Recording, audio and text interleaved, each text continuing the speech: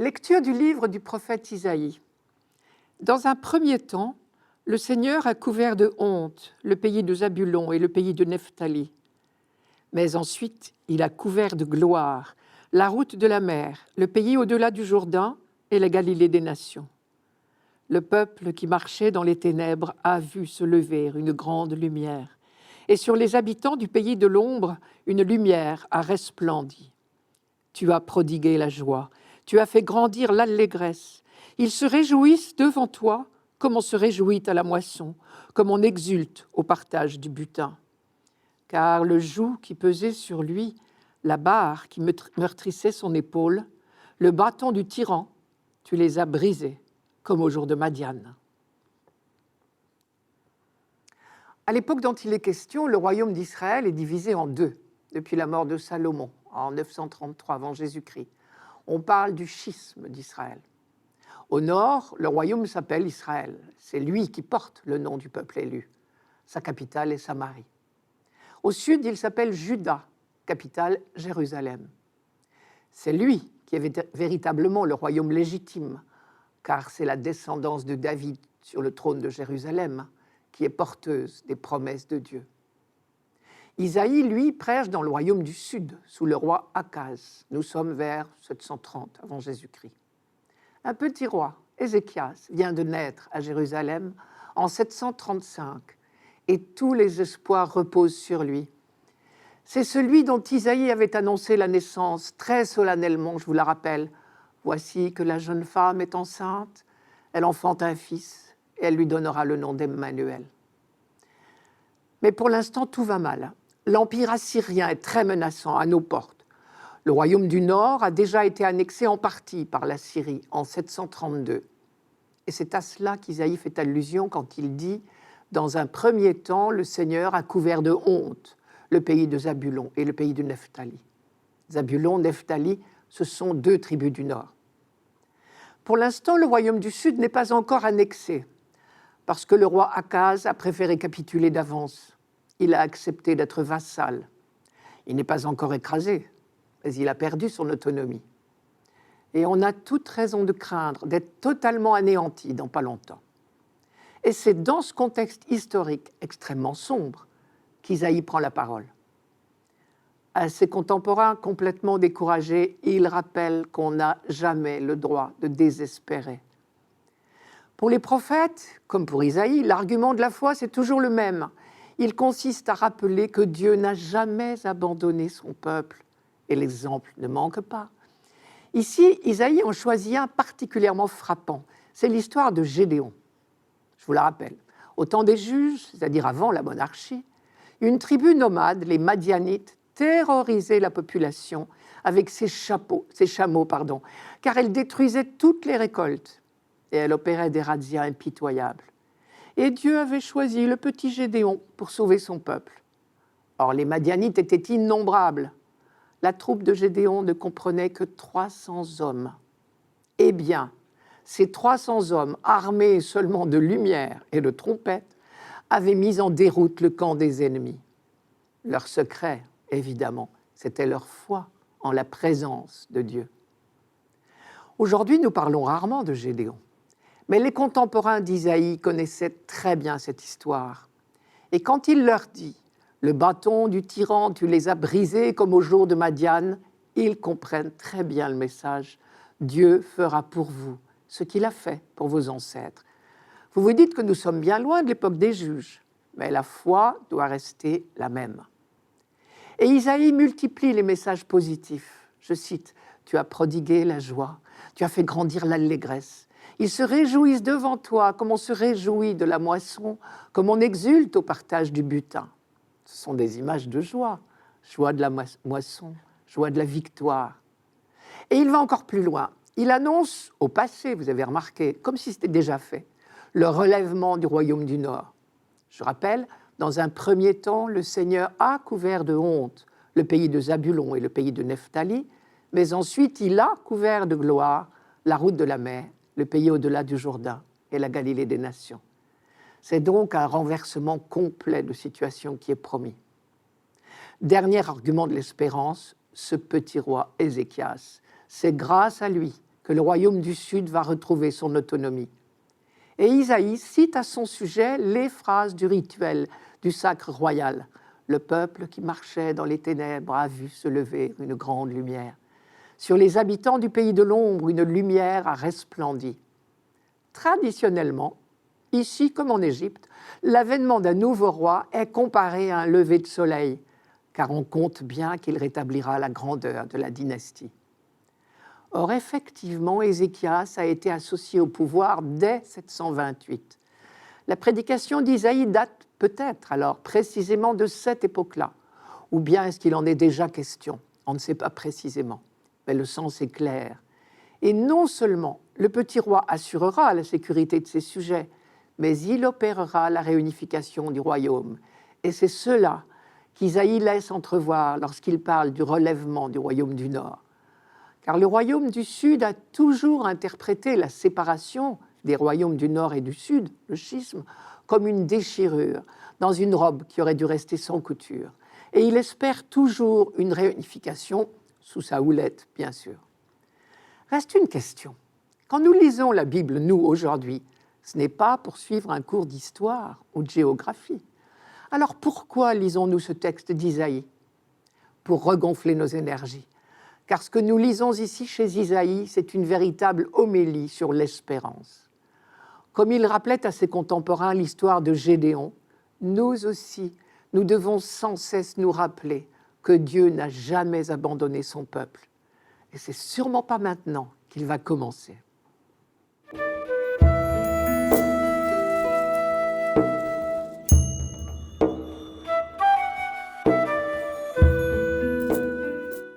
Psaume 26. Le Seigneur est ma lumière et mon salut. De qui aurais-je crainte? Le Seigneur est le rempart de ma vie. Devant qui tremblerais-je? J'ai demandé une chose au Seigneur, la seule que je cherche, habiter la maison du Seigneur tous les jours de ma vie. Mais j'en suis sûr, je verrai les bontés du Seigneur sur la terre des vivants. Espère le Seigneur, sois fort et prends courage. Espère le Seigneur. Le Seigneur est ma lumière et mon salut. Ces expressions à la première personne du singulier ne nous trompent pas. Il s'agit d'un singulier collectif. C'est le peuple d'Israël tout entier qui exprime ici sa confiance invincible en Dieu, en toutes circonstances. Période de lumière, période de ténèbres, circonstances gaies, circonstances tristes, ce peuple a tout connu. Et au milieu de toutes ces aventures, il a gardé confiance, il a approfondi sa foi. Et ce psaume 26 en est un superbe témoignage. Dans les versets retenus par le missel, pour aujourd'hui, il y a deux images. La première, c'est celle d'un roi. Parfois, on a pu comparer Israël à un roi, assiégé par des ennemis. Et son Dieu l'a toujours soutenu. Le Seigneur est ma lumière et mon salut. De qui aurais-je crainte? Le Seigneur est le rempart de ma vie. Devant qui tremblerais-je? Que ce soit l'attaque par surprise des Amalécites dans le désert du Sinaï au temps de Moïse, ou bien la menace des rois de Samarie et de Damas contre le pauvre petit roi Akaz, terrorisé vers 735, ou encore le siège de Jérusalem en 701 par le roi assyrien Sennachérib, et j'en oublie, les occasions n'ont pas manqué. Et face à ces dangers, il y a deux attitudes possibles. La première, c'est celle du roi David, un homme comme les autres, pécheur comme les autres. Son histoire avec Bethsabée était célèbre. Mais un croyant, assuré en toutes circonstances de la présence de Dieu à ses côtés. Et David est resté un modèle pour son peuple. En revanche, nous avons rencontré pendant l'Avent, dans un texte du prophète Isaïe, le petit roi Akaz, qui n'avait pas la même foi sereine. Et à ce propos, Isaïe avait eu une phrase très expressive pour dire que le roi cédait à la panique au moment du siège de Jérusalem. Je vous rappelle cette phrase. Le cœur du roi et le cœur de son peuple se mirent à trembler comme les arbres de la forêt sont agités par le vent. Et la mise en garde d'Isaïe avait été très ferme. Il avait dit au roi, « Si vous ne croyez pas, vous ne subsisterez pas. » On pourrait dire en français d'aujourd'hui, « Vous ne tiendrez pas le coup. » Soit dit en passant, Isaïe faisait là un jeu de mots sur le mot « Amen », car c'est le même mot en hébreu qui signifie « croire », tenir dans la foi et tenir fermement. Cela peut nous aider à comprendre le sens du mot foi dans la Bible. Je reviens aux deux attitudes contrastées de David et d'Akaz. Le peuple d'Israël a bien sûr connu tour à tour ces deux types d'attitudes. Mais dans sa prière, il se ressource bien sûr dans la foi de David. Ou encore, c'est la deuxième image que nous propose ce psaume. Israël peut être comparé à un lévite, un serviteur du temple dont toute la vie se déroule dans l'enceinte du temple de Jérusalem. J'ai demandé une chose au Seigneur, la seule que je cherche, c'est d'habiter la maison du Seigneur tous les jours de ma vie. Quand on sait que les Lévites étaient attachés au service du temple de Jérusalem et montaient la garde jour et nuit dans le temple, à tour de rôle bien sûr, l'allusion est très claire. Derrière ce Lévite, on voit bien se profiler le portrait du peuple tout entier. Comme la tribu des Lévites est, parmi les 12 tribus d'Israël, celle qui est consacrée au service de la maison du Seigneur, eh bien le peuple d'Israël tout entier est, parmi l'ensemble des peuples de la terre, celui qui est consacré à Dieu, qui appartient à Dieu. Enfin, la dernière strophe, j'en suis sûr, je verrai les bontés du Seigneur sur la terre des vivants, fait irrésistiblement penser à Job. Je cite Job, je sais bien à moi que mon libérateur est vivant et que le dernier, il surgira sur la poussière. Et après qu'on aura détruit cette peau qui est mienne, sous-entendu, même si on arrivait à m'arracher la peau, c'est bien dans ma chair que je contemplerai Dieu. Ni l'auteur du psaume 26, ni celui du livre de Job n'envisageaient encore la possibilité de la résurrection individuelle. L'expression « terre des vivants » vise bien cette terre-ci. Et ils n'en ont que plus de mérite, peut-être. En Israël, l'espérance est tellement forte qu'on est sûr que Dieu interviendra pour nous. Alors, bien sûr, maintenant, ces textes prennent encore plus de force à partir du moment où la foi en la résurrection est née. J'en suis sûr, je verrai les bontés du Seigneur sur la terre des vivants. Quant à la dernière phrase, « Espère le Seigneur, sois fort et prends courage. Espère le Seigneur », elle est peut-être une allusion à la parole que Dieu avait adressée à Josué au moment d'entreprendre la marche vers la terre promise, la terre des vivants. Dieu lui avait dit « Sois fort et courageux, ne tremble pas, ne te laisse pas abattre, car le Seigneur ton Dieu sera avec toi partout où tu iras. » Cette dernière strophe reflète une fois encore la confiance indéracinable du peuple d'Israël. J'en suis sûr, je verrai les bontés du Seigneur sur la terre des vivants. Cette confiance, on le sait, elle est fondée sur la mémoire de l'œuvre de Dieu. Et c'est elle qui autorise l'espérance. Espère le Seigneur, sois fort, prends courage, espère le Seigneur. L'espérance, si j'ose dire, c'est la foi conjuguée au futur. André Chouraki, lui, l'appelait la mémoire du futur. On ne s'étonne donc pas que ce psaume soit proposé pour les célébrations de funérailles.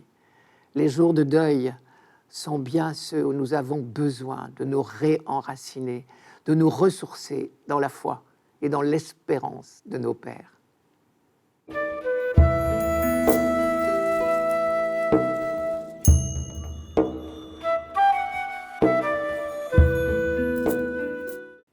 Lecture de la première lettre de saint Paul apôtre aux Corinthiens.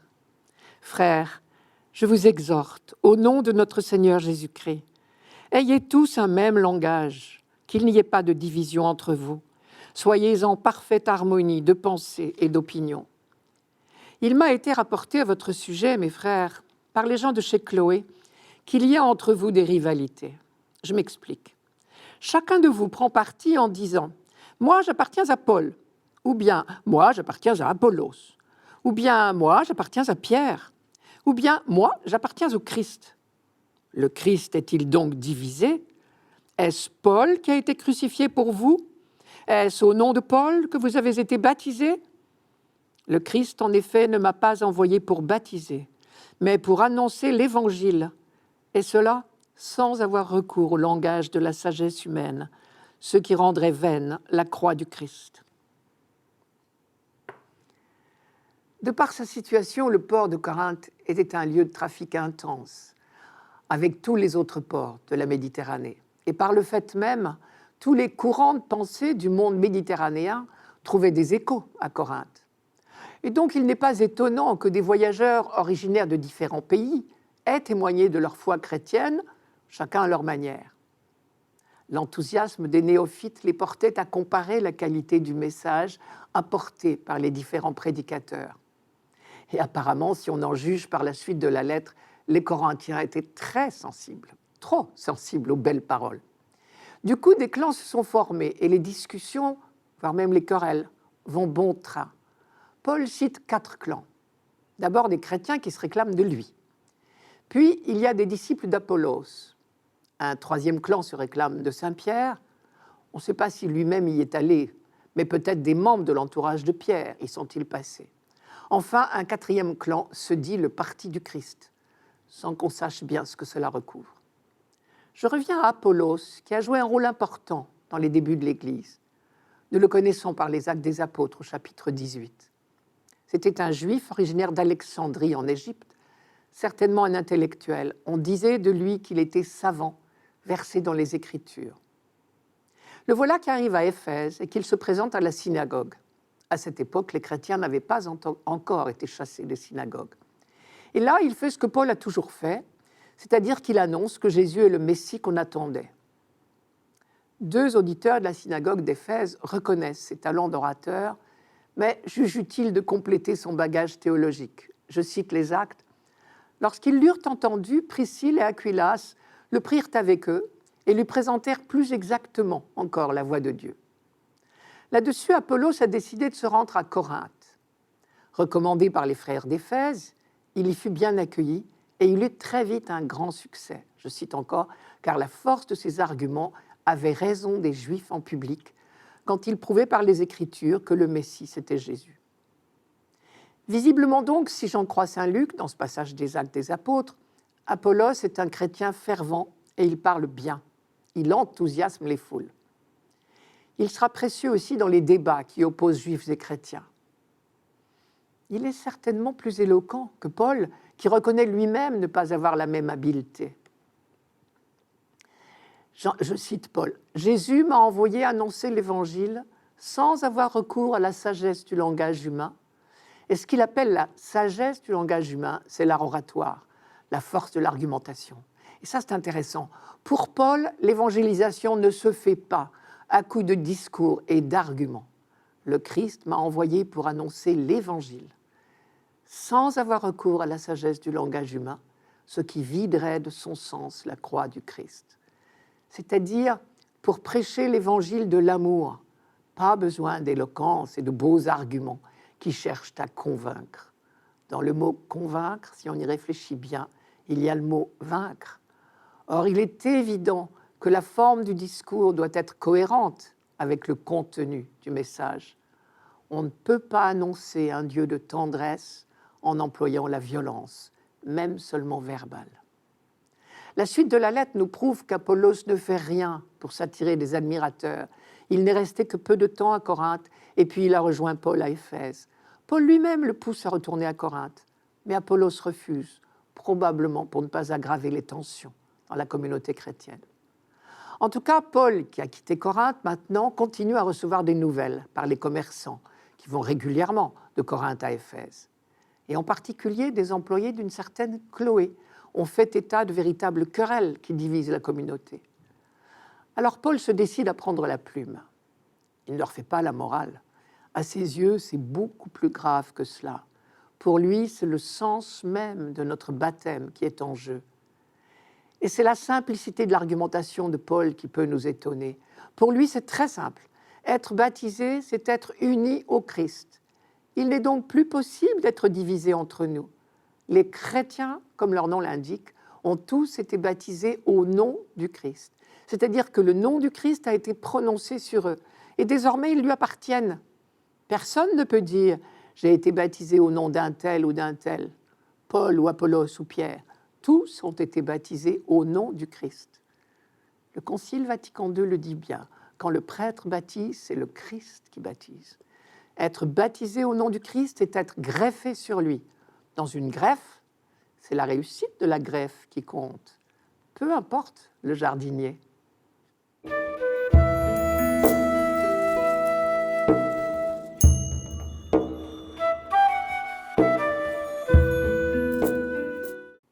Évangile de Jésus-Christ, selon saint Matthieu. Quand Jésus apprit l'arrestation de Jean le Baptiste, il se retira en Galilée.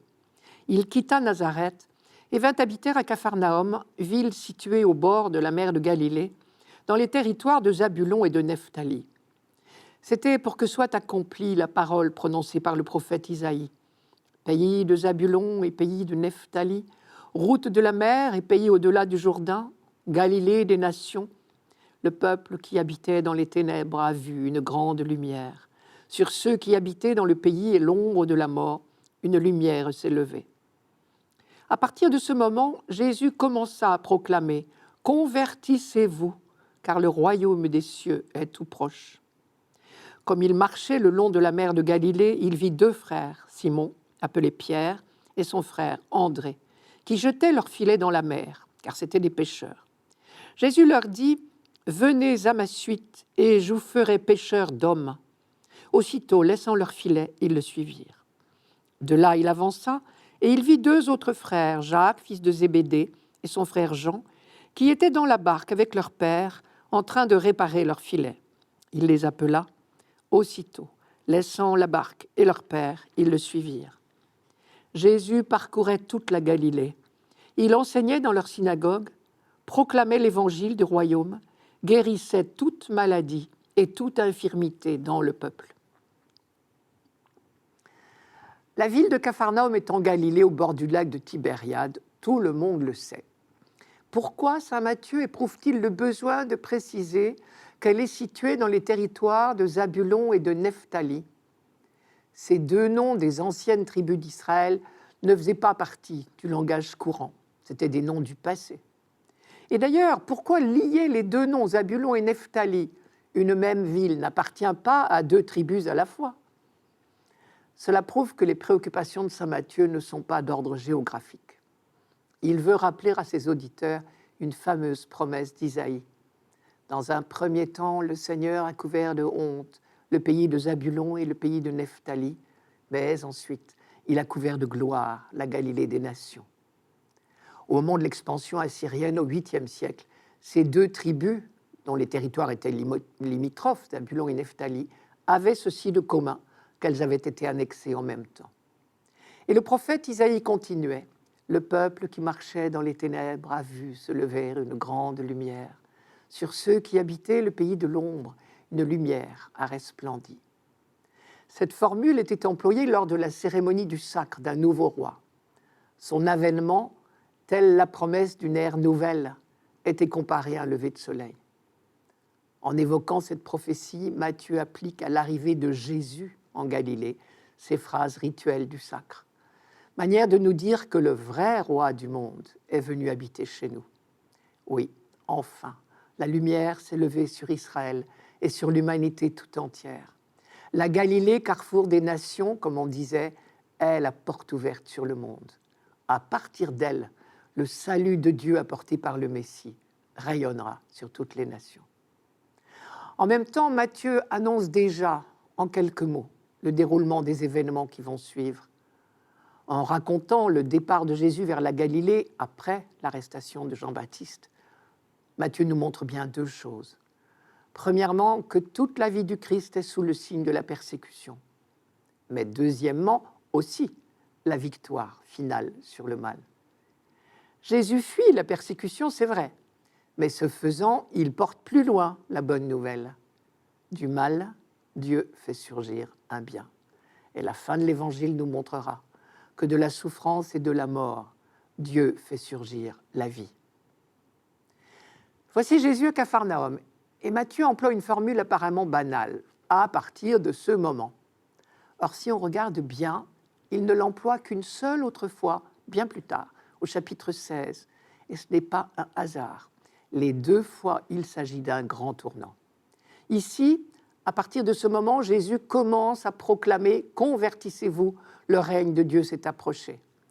Au chapitre 16, ce sera « À partir de ce moment, Jésus-Christ commença à montrer à ses disciples qu'il lui fallait s'en aller à Jérusalem, souffrir beaucoup de la part des anciens, des grands prêtres et des scribes, être mis à mort et le troisième jour ressuscité. » Et effectivement, dans l'épisode d'aujourd'hui, nous sommes à un grand tournant. avec l'effacement de Jean-Baptiste et le début de la prédication de Jésus, l'humanité a franchi une étape décisive. Du temps de la promesse, nous sommes passés au temps de l'accomplissement. Et désormais, le royaume est là, parmi nous, non seulement en paroles, mais en actes, car la finale du texte d'aujourd'hui est tout un programme. Jésus, parcourant toute la Galilée, enseignait dans leur synagogue, proclamait la bonne nouvelle du royaume, guérissait toute maladie et toute infirmité dans le peuple. La prophétie d'Isaïe que nous avons lue en première lecture trouve ici sa pleine réalisation. Jésus proclame « Le royaume de Dieu est là ». Et immédiatement, il annonce que pour faire connaître cette bonne nouvelle, il compte sur des témoins, des hommes qu'il choisit pour être ses collaborateurs. La démarche est significative. Jésus ne se lance pas seul dans l'accomplissement de sa mission. Il fait à des hommes ordinaires l'honneur d'y être associés. Ses collaborateurs qu'il choisit parmi des hommes dont le métier est la pêche, il les nomme pêcheurs d'hommes. Tirer des hommes de la mer, c'est les empêcher de se noyer, c'est les sauver. Jésus associe les apôtres à sa mission de sauveur.